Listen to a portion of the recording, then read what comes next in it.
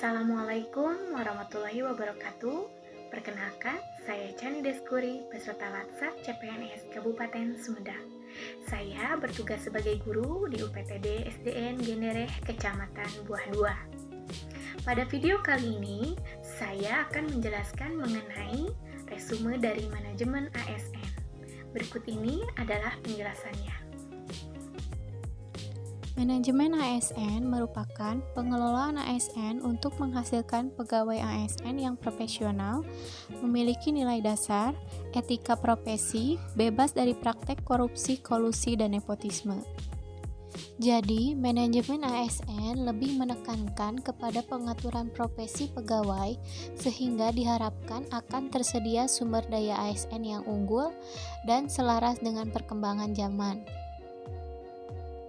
Berdasarkan jenisnya, pegawai ASN terdiri dari 1. Pegawai negeri sipil atau disingkat dengan PNS. PNS merupakan warga negara Indonesia yang memenuhi syarat tertentu, diangkat sebagai pegawai ASN secara tetap oleh pejabat pembina kepegawaian untuk menduduki jabatan pemerintahan dan memiliki nomor induk pegawai secara nasional. Yang kedua, pegawai pemerintah dengan perjanjian kerja atau disingkat dengan P3K. P3K adalah warga negara Indonesia yang memenuhi syarat tertentu yang diangkat berdasarkan perjanjian kerja untuk jangka waktu tertentu dalam rangka melaksanakan tugas pemerintahan sesuai dengan kebutuhan instansi pemerintah dan ketentuan perundang-undangan. Pegawai ASN berkedudukan sebagai unsur aparatur negara yang menjalankan kebijakan yang ditetapkan oleh pimpinan instansi pemerintah, serta harus bebas dari pengaruh dan intervensi semua golongan dan partai politik. Pegawai ASN memiliki peran sebagai perencana, pelaksana, dan pengawas penyelenggaraan tugas umum pemerintahan dan pembangunan nasional melalui pelaksanaan kebijakan dan pelayanan publik yang profesional, bebas dari intervensi politik, serta bersih dari praktik korupsi, kolusi, dan nepotisme. Untuk dapat menjalankan perannya dengan baik, pegawai ASN memiliki fungsi sebagai berikut.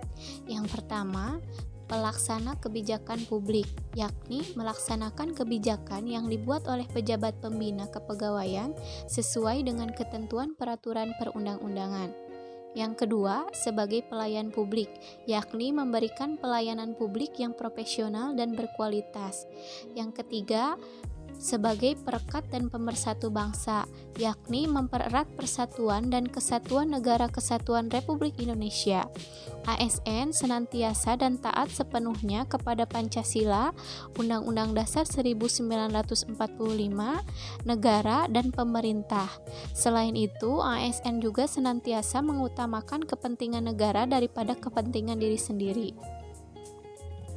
Seorang ASN memiliki hak dan kewajiban yang harus dilaksanakan. Berikut ini hak dan kewajiban dari seorang ASN.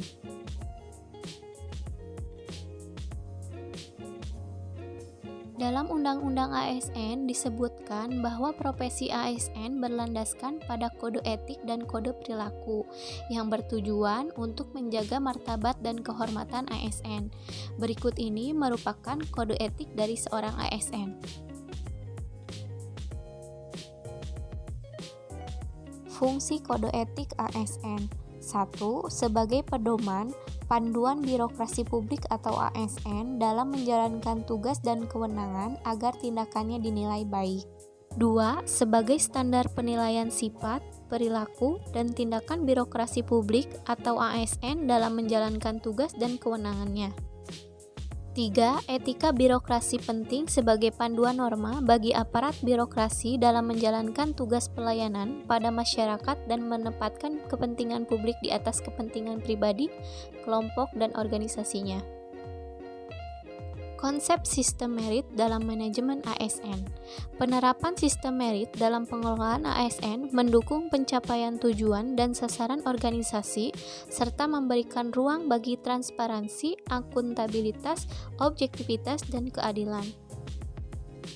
Sistem merit adalah kebijakan dan manajemen ASN yang berdasarkan pada kualifikasi, kompetensi, dan kinerja secara adil dan wajar dengan tanpa membedakan latar belakang politik, ras, warna kulit, agama, asal-usul, jenis kelamin, status pernikahan, umur, atau kondisi kecacatan. Mekanisme pengelolaan ASN.